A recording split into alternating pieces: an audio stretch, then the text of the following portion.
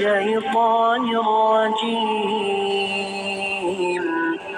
بسم الله الرحمن الرحيم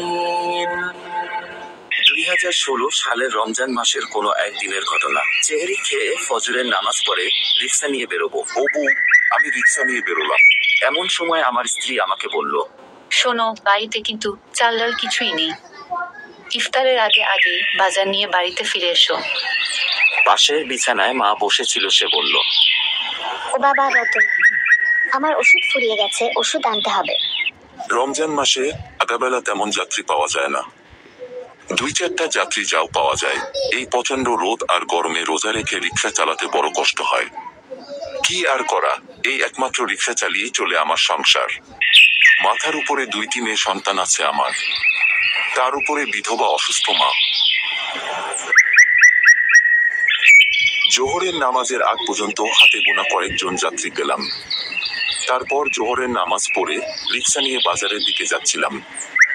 বাজারের কাছাকাছি যেতেই দেখি পথের ধারে একজন হুজুর টাইপের লোক দাঁড়িয়ে আছে। আমাকে দেখে হাত ইশারা করে থামতে বলল। আমি তার সামনে গিয়ে রিক্সা থামিয়ে দাঁড়ালাম। এরপরে হুজুর টাইপের লোকটি রিক্সায় উঠে বসল।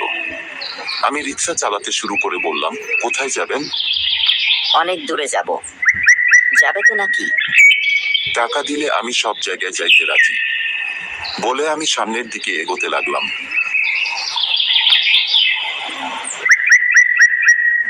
অনেকটা পথ যাবার পরে উনি আমাকে মূল রাস্তা থেকে কাঁচা রাস্তায় যাবার নির্দেশ দিলেন। আমি সামনের দিকে রিক্সা চালাচ্ছি, পিছন থেকে দুরূদ, জিকির, সূরা তিলাওয়াত শুনতে পাচ্ছি, খুব চিকন কণ্ঠে আর মিহি সুরে, যেন মধু আছে কণ্ঠে।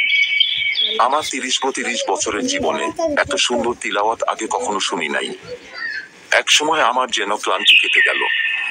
আমি জোরে জোরে প্যাডেল মারতে থাকি। রিক্সা চলতেছে খুব জোরে। পিছনে উনি কোরআন তিলাওয়াত করছেন, আর আমি কোরআন তিলাওয়াত শুনতে শুনতে সব ক্লান্তি ভুলে রিক্সা নিয়ে সামনে এগোতে থাকি। أعوذ بالله من الشيطان الرجيم بسم الله الرحمن الرحيم الذين كفروا وصدوا عن سبيل الله أضل أعمالهم। কোরআন তেলাওয়াতের সুরে আমি যেন এক ঘরের মধ্যে রিক্সা চালাচ্ছিলাম। কত দূর যে চলে এসেছি আমার জানা নেই। হঠাৎ মধুর কণ্ঠে আসরের আজান কানে ভেসে এলো। আল্লাহু আকবার, আল্লাহু আকবার, আল্লাহু আকবার।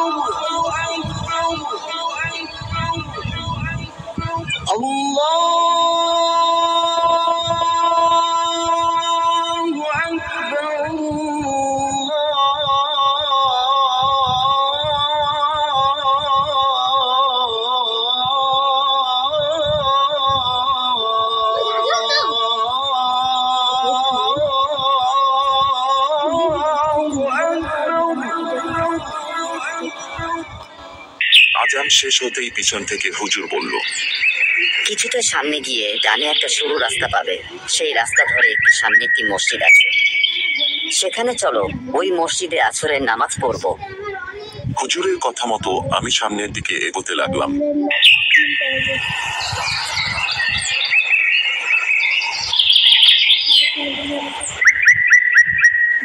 সত্যি হুজুরের কথা মতো সামনে গিয়ে দেখি সুন্দর একটি মসজিদ। মসজিদের সামনে গিয়ে রিক্সা থামাতেই হুজুর আমাকে বলল, তোমার কি অজু আছে? না থাকলে অজু করে এসো, আমরা আসরের নামাজ পড়ে নিই।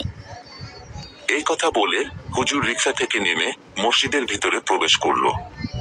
আমি অজুখানার দিকে অজু করতে গেলাম। অজু করে ফিরে এসে তো আমি অবাক, মসজিদে মানুষ দিয়ে ভর্তি, সবাই নামাজে দাঁড়িয়ে গেছে। এত মানুষ এলো কোথায় থেকে? আরো অবাক করা কাণ্ড, সব মানুষগুলো যেন একই রকম, একই সাইজের।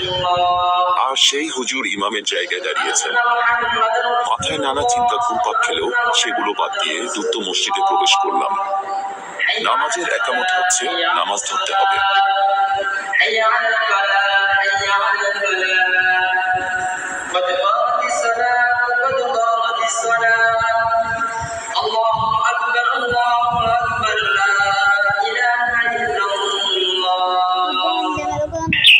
শেষে হুজুরকে নিয়ে আবার রওনা দিলাম।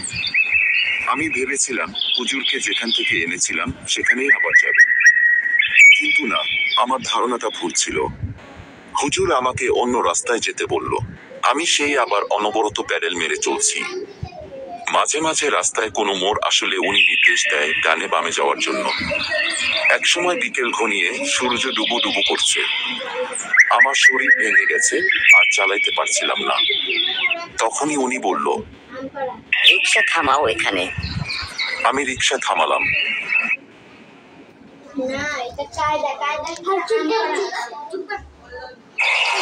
হুজুর লোকটি রিক্সা থেকে নেমে বললেন, তুমি এখানে থাকো, আমি আসতেছি। ভুলেও যেন আমার পিছনে পিছনে এসো না। আমি বললাম, আপনি কোথায় যাচ্ছেন?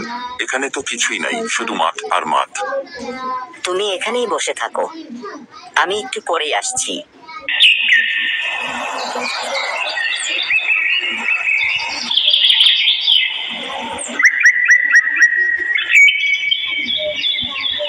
এরপরে প্রায় 15-20 মিনিট কেটে গেল, কিন্তু হুজুরের আসার কোনো নাম গন্ধ নাই।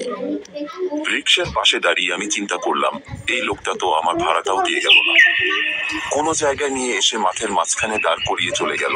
এদিকে সন্ধ্যা হয়ে আসছে, ক্ষুধা, ক্লান্তি, ভয় নিয়ে আমি রিক্সার পাশে দাঁড়িয়ে আছি। তারপর আমি মনে মনে ভাবলাম, হয়তো এই লোক আর আসবে না। আশেপাশে মসজিদ পেলে ইফতার করে মসজিদে রাতটা কাটিয়ে দিতাম। হঠাৎ বাড়ির কথা মনে হতেই দুশ্চিন্তা আরো বেড়ে গেল। বাড়িতে তো খাবার মতো কিছু নেই। ইফতারে সবাই খাবে কি? এর মধ্যে মাগরিবের নামাজের আজান কানে ভেসে এলো। তাতে বুঝলাম মসজিদ এখান থেকে অনেক দূরে। আমার কাছে খাবার কিছু নেই, কিভাবে ইফতার করব? আমি মাঠের এদিক সেদিক তাকালাম। দেখলাম দূরে মাঠের শেষ প্রান্তের দিকে একটা খাল দেখা যাচ্ছে। আমি দ্রুত সেদিকে এগিয়ে গেলাম, খালের পানি খেয়ে ইফতার করব ভেবে। কিন্তু একই দেখছি আমি, সেই হুজুর পানির উপরে দাঁড়িয়ে আরেক হুজুরের সঙ্গে গল্প করছে। এটা কিভাবে সম্ভব? কোনো মানুষ তো পানির উপরে দাঁড়িয়ে থাকতে পারে না। তাহলে কি এরা দুজন মানুষ নয়? এসব ভাবতে ভাবতে হয়তো দ্বিতীয় হুজুর আমাকে দেখে ফেলেছিল, তাই সে চোখের পলকেই হাওয়ায় মিলে গেল। হয়তো বিষয়টা বুঝতে পেরে সেই হুজুর ঘুরে দাঁড়ালো আমার দিকে। সে আমাকে দেখতে পেয়ে হয়তোবা খুবই রেগে গেল। মুহূর্তেই ভয়ানক হলো সে। তারপর শুনে ভাসতে ভাসতে আমার দিকে এগিয়ে আসতে লাগলো। আমি বুঝতে পারলাম এখানে আসা। হুজুরের ভয়ানক রূপ দেখে আমি আর জ্ঞান রাখতে পারলাম না। তারপর আমার আর কিছু মনে নেই। পাখির কিচিমিচির শব্দে যখন আমার জ্ঞান ফিরল, দেখি আমি বাস স্টপেজে শুয়ে আছি, পাশে আমার রিক্সার। বুঝতে পারলাম না আমি কি স্বপ্ন দেখছিলাম না বাস্তব। ঘটনাটা যে বাস্তব সেটা বুঝতে পেরেছিলাম পরে। আমার পকেট ভর্তি যখন 20,000 টাকা দেখতে পাই। এরপরে আমি রিক্সা চালানো ছেড়ে দিয়ে বাস স্টপেজে জিনের দেওয়া টাকা দিয়ে একটি দোকান দিই। বর্তমানে সেই দোকান দিয়েই ভালোভাবেই আমার সংসার চলে যাচ্ছে। আল্লাহ যা করেন ভালো জন্যই করেন, আমিন। أعوذ بالله من الشيطان الرجيم. بسم الله الرحمن الرحيم.